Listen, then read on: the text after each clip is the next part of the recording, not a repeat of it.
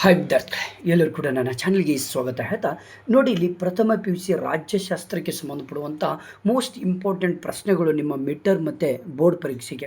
ಹಾಗಾದರೆ ನಿಮ್ಮ ಬೋರ್ಡ್ ಪರೀಕ್ಷೆಯ ಮಾಡೆಲ್ ಕ್ವಶನ್ ಪೇಪರು ಕೂಡ ಇದು 2025, 26, 27ಕ್ಕೆ ಸಂಬಂಧಪಡುವಂಥ ಮಾಡೆಲ್. ಗರಿಷ್ಠ ಅಂಕಗಳು 80 ಅಂಕಗಳು ಇರ್ತದೆ.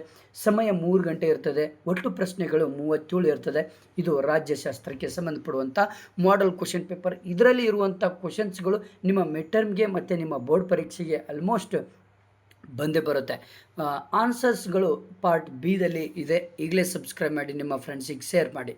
ಬನ್ನಿ ಹಾಗಾದರೆ ನೋಡ್ತಾ ಹೋಗೋಣ. ಅರಿಸ್ಟಾಟಲ್ರವರು ರಚಿಸಿದ ಕೃತಿ ಯಾವುದು ಅಂತ ಕೇಳ್ತಾರೆ, ನೆನ್ಪಿಟ್ಕೊಳ್ಳಿ.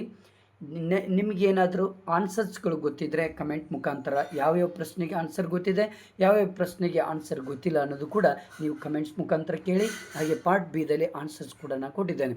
ರಾಜ್ಯ ಎಂಬ ಪದವನ್ನು ಮೊದಲು ಬಳಸಿದವರು ಯಾರು? ನೋಡಿ, ಕ್ವಶನ್ಸ್ ಎಷ್ಟು ಚೆನ್ನಾಗಿ ಕೇಳ್ತಾರೆ ಅಂದರೆ ಹಾಗೆ ನಿಮಗೆ ಕನ್ಫ್ಯೂಸ್ ಆಗೋದ ರೀತಿಯಲ್ಲೂ ಕೂಡ ಕೇಳ್ತಾ ಇರ್ತಾರೆ, ನೆನ್ಪಿಟ್ಕೊಳ್ಳಿ. ಇದು ಸ್ಪರ್ಧಾತ್ಮಕ ಪರೀಕ್ಷೆಗಳಿಗೂ ಕೂಡ ಯೂಸ್ ಆಗುವಂಥ. ಸ್ವಾತಂತ್ರ್ಯ, ಸಮಾನತೆ ಮತ್ತು ಭ್ರಾತೃತ್ವ ಆದರ್ಶಗಳನ್ನು ಎತ್ತಿ ಹಿಡಿದ ಕ್ರಾಂತಿ ಯಾವುದು? ಫೆಡರೇಷನ್ನ ಮೂಲ ಪದ ಯಾವುದು?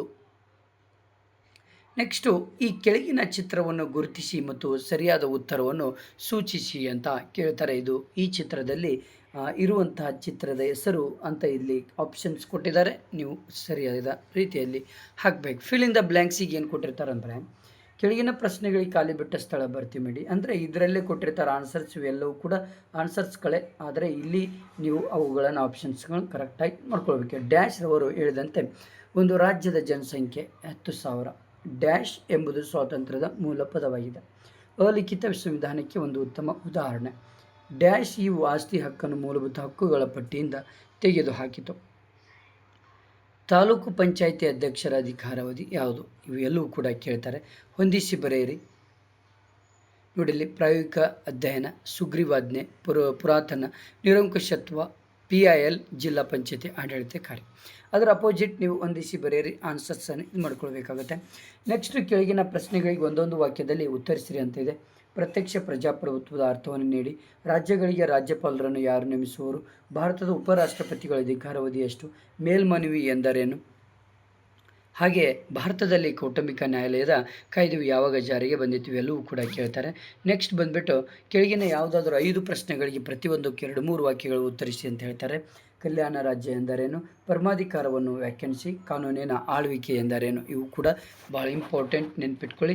ನೆಕ್ಸ್ಟ್, ಸಂಸದೀಯ ಸರ್ಕಾರದ ಅರ್ಥವನ್ನು ತಿಳಿಸಿ. ಪ್ರಮಾಣಗುಣ ಪ್ರಾತಿನಿಧ್ಯದ ಅರ್ಥವನ್ನು ಬರೆಯಿರಿ. ಕೆಳಗಿನ ಚಿತ್ರವನ್ನು ಗುರುತಿಸಿ ಮತ್ತು ಅವರ ಸ್ಥಾನಮಾನವನ್ನು ಬರೆಯಿರಿ. ಓಕೆನಾ? ನೆಕ್ಸ್ಟ್, ನ್ಯಾಯಿಕ ವಿಮರ್ಶೆ ಎಂದರೇನು? ಪಂಚಾಯತ್ ರಾಜ್ ವ್ಯವಸ್ಥೆಯು ಮೊದಲಿಗೆ ಎಲ್ಲಿ ಮತ್ತು ಯಾವಾಗ ಅನುಷ್ಠಾನಕ್ಕೆ ಬಂದಿತು? ಭಾಗ ಸಿ. ಇದು 6 ಪ್ರಶ್ನೆಗಳಿಗೆ ಪ್ರತಿಯೊಂದಕ್ಕೂ 15, 20 ವಾಕ್ಯಗಳಲ್ಲಿ ಉತ್ತರಿಸಿರಿ. ಅಂದರೆ ಒಂದಕ್ಕೆ 5 ಅಂಕಗಳು ಇರುತ್ತೆ.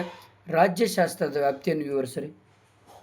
ರಾಜ್ಯ ಮತ್ತು ಸಂಘ ಸಂಸ್ಥೆಗಳ ನಡುವಿನ ವ್ಯತ್ಯಾಸಗಳನ್ನು ತಿಳಿಸಿ.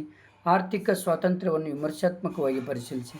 ಸಂಯುಕ್ತ ಸರ್ಕಾರದ ಲಕ್ಷಣಗಳನ್ನು ವಿವರಿಸಿರಿ. ವಿಧಾನ ಪರಿಷತ್ತಿನ ರಚನೆಯ ಕುರಿತು ಒಂದು ಟಿಪ್ಪಣಿ ಬರೆಯಿರಿ.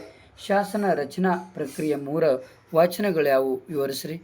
ಹಾಗೆ ಕೆಳಗಿನ ಚಿತ್ರವನ್ನು ಗುರುತಿಸಿ ಮತ್ತು ಅದರ ಮಹತ್ವವನ್ನು ಬರೆಯಿರಿ. ಲೋಕ್ ಅದಾಲತ್ ಕುರಿತು ಒಂದು ಟಿಪ್ಪಣಿ ಬರೆಯಿರಿ. ಸಾರ್ವಜನಿಕ ಹಿತಾಸಕ್ತಿ ಮೊಕದ್ದಮೆಯನ್ನು ದಾಖಲಿಸಲು ಕಾರಣವಾಗುವ 5 ಅಂಶಗಳನ್ನು ಬರೆಯಿರಿ. ನೆಕ್ಸ್ಟ್, ಭಾಗ ಡಿ. ಇಲ್ಲಿ ಕೆಳಗಿನ ಯಾವುದಾದ್ರೂ 2 ಪ್ರಶ್ನೆಗಳಿಗೆ ಪ್ರತಿಯೊಂದಕ್ಕೂ 30-40 ವಾಕ್ಯಗಳು ಉತ್ತರಿಸಿರಿ. 2 × 10 = 20. ಪ್ರಜಾಸತ್ತಾತ್ಮಕ ಸರ್ಕಾರದ ಲಕ್ಷಣಗಳನ್ನು ವಿವರಿಸಿರಿ. ಭಾರತ ಸಂವಿಧಾನದ ಪ್ರಧಾನ ಲಕ್ಷಣಗಳನ್ನು ವಿವರಿಸಿರಿ. ಇವೆಲ್ಲವೂ ಕೂಡ ಭಾಳ ಇಂಪಾರ್ಟೆಂಟು. ನೆಕ್ಸ್ಟ್, ಮಹಾನಗರ ಪಾಲಿಕೆ ಅಧಿಕಾರ ಮತ್ತು ಕಾರ್ಯಗಳನ್ನು ವಿವರಿಸಿರಿ. ಓಕೆ, ಇವೆಲ್ಲ ಚೇತನ ವಿದ್ಯಾರ್ಥಿಗಳಿಗಾಗಿ ಇವುಗಳನ್ನು ಕೊಟ್ಟಿರ್ತಾರೆ. ಓಕೆ, ಇಷ್ಟು ಮೇನ್ ಇಂಪಾರ್ಟೆಂಟ್ ನಿಮ್ಮ ಮಿಡ್ ಟರ್ಮ್ ನೆಕ್ಸ್ಟ್ ಬರೋದು, ಮತ್ತು ನಿಮ್ಮ ಒಂದು ಲಾಸ್ಟ್ ಎಕ್ಸಾಮಿಗೆ ಕೂಡ ತುಂಬ ಇಂಪಾರ್ಟೆಂಟ್. ಸೆಕೆಂಡ್ PUCಗೂ ಕೂಡ ನಾನು ನೆಕ್ಸ್ಟ್ ವಿಡಿಯೋದಲ್ಲಿ ಬಿಡ್ತಾ ಇದ್ದೇನೆ. Okay, thank you friends. ನಿಮ್ಮ ಫ್ರೆಂಡ್ಸಿಗೆ ಶೇರ್